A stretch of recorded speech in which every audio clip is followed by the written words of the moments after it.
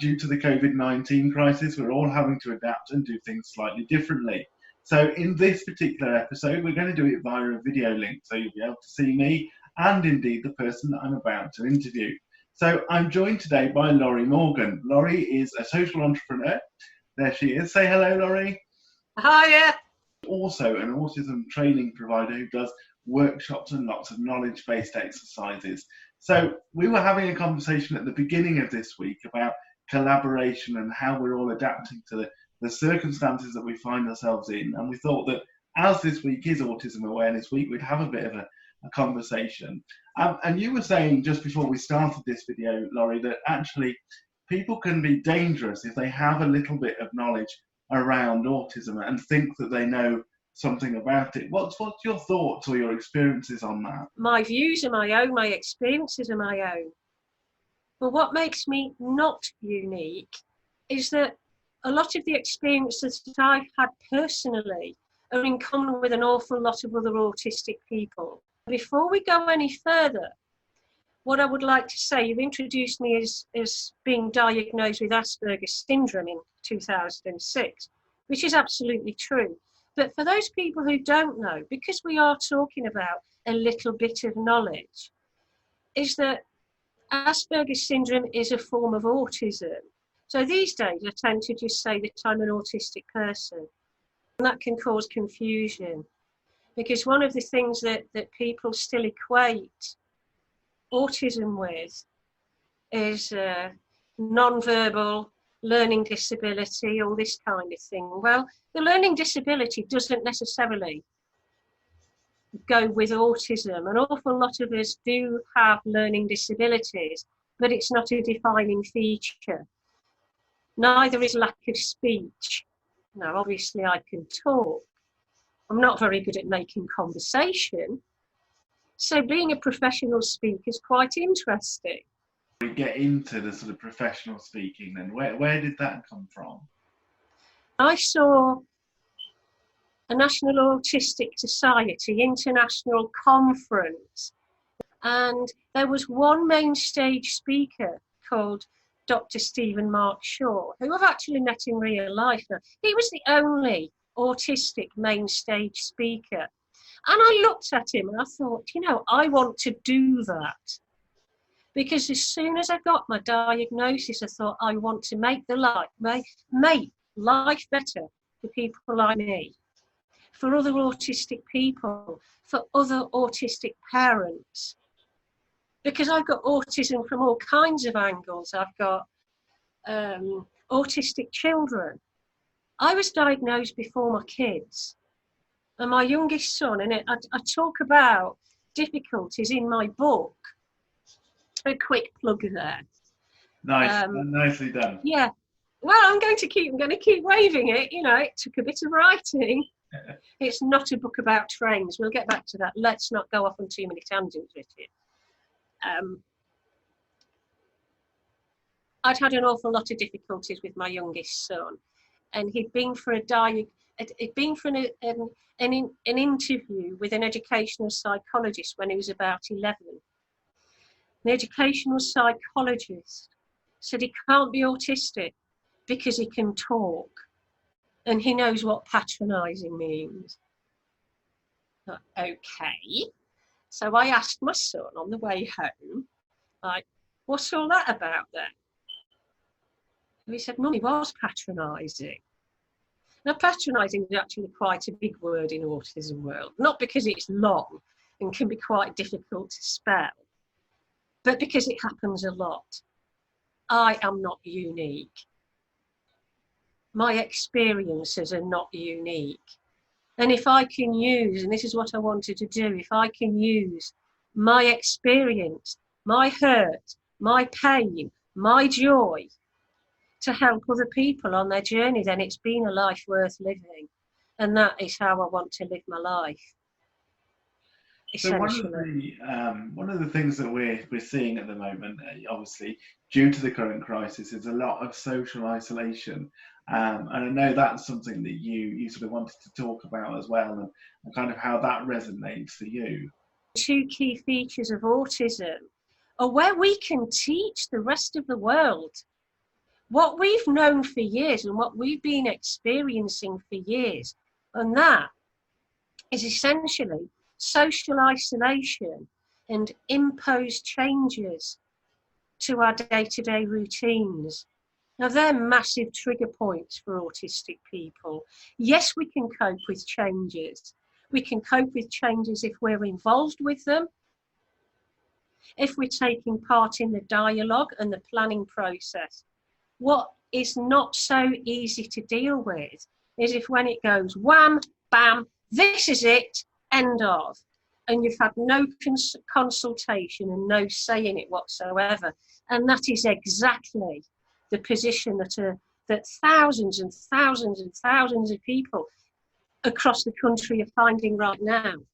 And millions of people across the world, overnight, you're in lockdown. You can't go out, you can't go to the shops, you can't, that all this stuff that we've taken for granted. That's an everyday way of life for some of us. That's social isolation. That's a way of life for very many of us.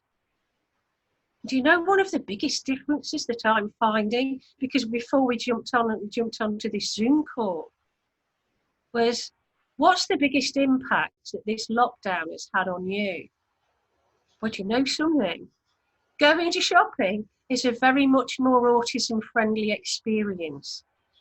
The shops are quieter, the queues are smaller, you're not being overcrowded, it's quieter. And all those social things that annoys, people are in the way, there's a lot of sensory input and overload. It's just not there. Laurie, would you say that you've found the things that the social distancing and the rules that are now in place, that actually from your perspective, they've actually been an advantage then? Yeah, they've been massively helpful. So if you're struggling with your imposed changes, you're struggling to adapt to a new routine, and you're finding social isolation difficult, I have a question for you. What would it be like if this was your life every day, all of your life, all of the time? And what impact would that have on your mental health and your mental well-being? I think that's definitely something for us all to ponder on. You mentioned just sort of at the beginning of this episode, Laurie, about your book. What does your book cover? Because you said it's not about travelling by train, even though the cover might suggest it. I'll get this the right way round. Can I have a look? Look at my book. It's called Travelling by Train, The Journey of an Autistic Mother. Now, if anybody's heard one of my talks, which actually do make grown men cry, it's very moving talk. It's one of those talks that breaks your heart and then mends it again, because it's full of tragedy and it's full of hope, and that's what my book's about. So it's not a book about trains. It's not a book about autism. It's a book about the experiences that an autistic parent had in a very difficult time in their lives, when they were faced with losing their children. What if it was you? What if it was your child? What if it was your life? I think if we're satisfied with the way we treat people, the way we regard people as human beings, and we can answer, yes, what I'm doing is okay because I'd be okay if it was me. I'd be okay if it was my mum, if it was my dad, if it was my loved one. Then we've got to be doing something okay, or we're really dysfunctional people. And if we don't want to be subjected to that treatment or those attitudes ourselves, then we need to have a look. And this is why my story is bigger than just autism. So I don't want anybody to think that all I do, it's just about autism. It's not. It's about being a human being. It's about being a different kind of human being. And it's about everybody having value. So really the takeaway would be, is if you're having difficulties adjusting to a new routine, if you're finding social isolation difficult, and think how it is for people who experience that all of the time. And don't think it's because, well, it's okay because you're used to it. Remember, it isn't because we want to be used to it, because we want to be included in society. We want to be treated like decent human beings. We want to have opportunities and chances. We want people to see our value. These are basic human rights that everybody now, in this current situation with the COVID-19, anybody with a social conscience will be looking sideways and thinking, crikey, and seeing suddenly life from another person's perspective. And where, if somebody wants to get hold of a copy of your book, Laurie, or they want to read it, where can they do that? Where can they find more information? Or if they want to speak to you directly about doing some work for them or doing some awareness, what's the best way of doing these things? Can you see my contact details there? I can see a Twitter account, a LinkedIn account, and then lauriemorgen.co.uk is the website address. Brilliant. Thank you so much for that, Laurie. That's been really, really interesting. And hopefully, if we're still able to communicate via video and so on next week, hopefully we'll do another interview, perhaps on a slightly different subject. Yeah. Well, as we promised, next week it's going to be all about you. That's right. It's never all about me. Yeah, let's operate in the world that we want to be part of, Richard. All fair, all equal, and everybody gets a voice.